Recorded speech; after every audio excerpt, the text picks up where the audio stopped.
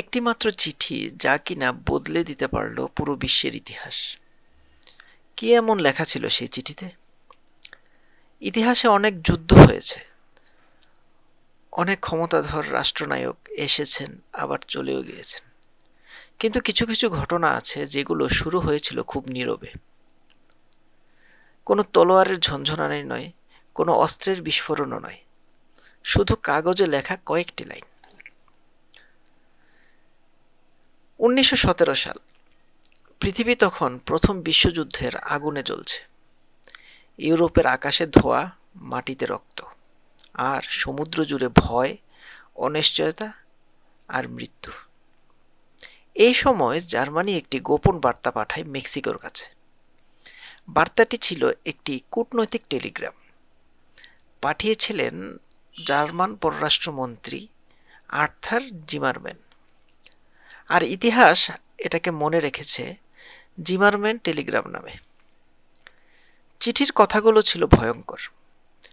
Germany মেক্সিকোকে প্রস্তাব দেয়, যদি আমেরিকা যুদ্ধে জড়িয়ে পড়ে তাহলে মেক্সিকো যেন জার্মানির পাশে দাঁড়ায়, আর তার বিনিময়ে মেক্সিকোকে ফিরিয়ে দেওয়া হবে টেক্সাস, নিউ মেক্সিকো আর আরিজোনা, যা 1846-47 সালের মেক্সিকান যুদ্ধের সময় যুক্তরাষ্ট্রের কাছে হারানো দক্ষিণ পশ্চিমাঞ্চলীয় রাজ্য।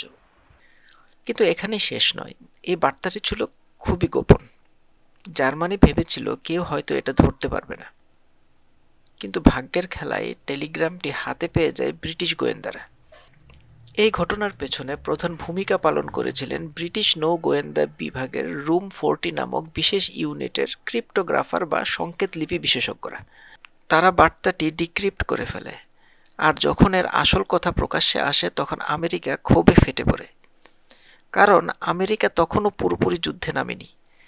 অনেকেই চেয়েছিল দেশটি নিরপেক্ষ থাকুক, কিন্তু এই চিঠি সব বদলে দিল।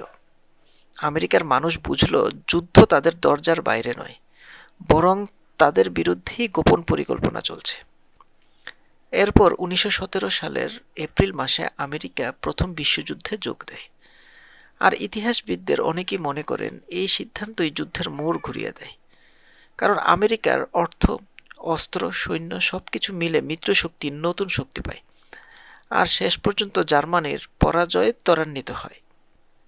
অর্থাৎ একটি গোপন চিঠি, কয়েকটি কূটনৈতিক লাইন আর একটি ফাঁস হয়ে যাওয়া বার্তা, এসবই বদলে দিয়েছিল যুদ্ধের গতি, এমনকি বদলে দিয়েছিল বিংশ শতকের ভবিষ্যৎ।